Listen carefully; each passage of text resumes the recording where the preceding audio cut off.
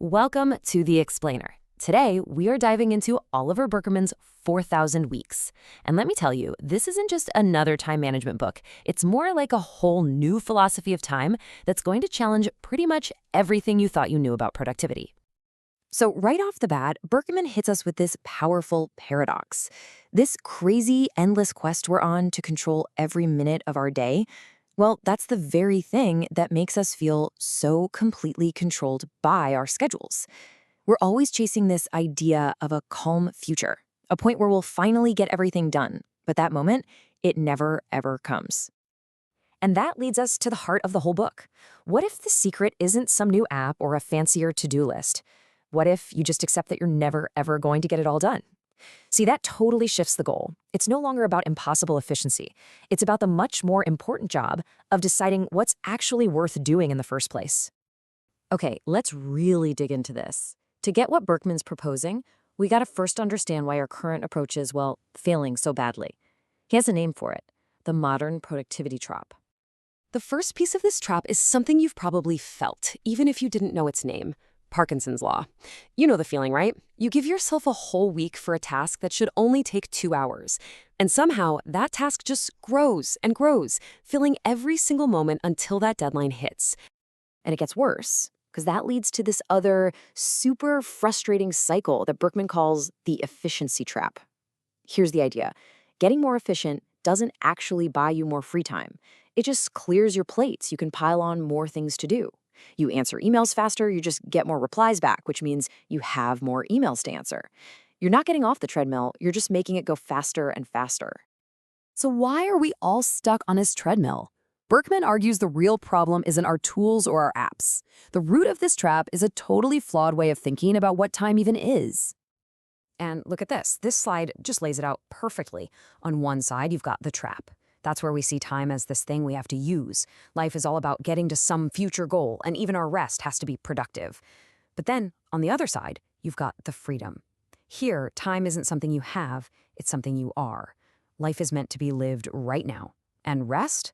Rest is just for resting. That shift in thinking, it's everything. Okay, so if we're caught in this trap of trying to do everything, how in the world do we get out? Berkman's answer is actually pretty simple. It's a little blunt, sure, but honestly, it is incredibly freeing. It all starts with facing this one simple, maybe uncomfortable truth. Our brains can imagine these infinite, ambitious plans for our lives, but we have practically no time at all to actually do them. That huge mismatch between our imagination and our reality, yeah, that's where so much of our anxiety comes from. And this is the number that gives the book its name, 4,000. That's it. If you're lucky enough to live to be about 80, you get roughly 4,000 weeks on this planet. When you see it like that, it's not some abstract idea anymore, is it? It's finite, it's real, and it kind of forces you to get serious about what you do with it. And this is where it all clicks into place. Being finite, having limited time, it isn't a curse. It's actually the very thing that gives our choices any weight at all. Deciding to do one thing, to take one job, or start one project, or spend your afternoon one way means you're not doing a million other things. And making that trade-off on purpose is what makes the choice matter. Okay, so this is all great philosophy, but how do we actually use it? If we have to choose, and we're going to miss out on almost everything, how do we decide what to focus on? This is where Berkman introduces what he calls the art of strategic neglect. He shares this really powerful exercise, one that's often linked to Warren Buffett, and it just nails this idea. First, you write down your top 25 career goals. Simple enough. Then, you look at that list and circle the 5 that are the absolute most important to you. These are your true priorities. But here's the brilliant, mind-bending twist. What about the other 20 goals? Those aren't your B list or your someday projects, no. Those become your avoid at all costs list. The biggest threat to your most important goals isn't random distractions, it's the other really good, really tempting goals that will slowly pull you away from what matters most. So when you put it all together, the big message here is to stop fighting time. Stop this unwinnable war, and instead learn to live within it. And that really boils down to 3 big shifts in how we go about our days.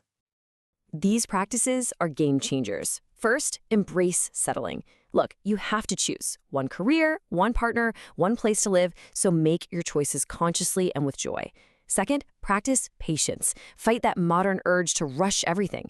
Let important things take the time they actually need. And third, and I love this one, pursue useless hobbies. Do things just for the sheer joy of doing them, not because you're trying to improve yourself or start a side hustle. And that leaves us with this one last powerful question from Berkman to really think about. It's the perfect place for us to end. He's asking, where in your life are you choosing to stay comfortable and small when what you really need is a meaningful, difficult challenge, something that will enlarge your life and help you make the absolute most of your 4,000 weeks?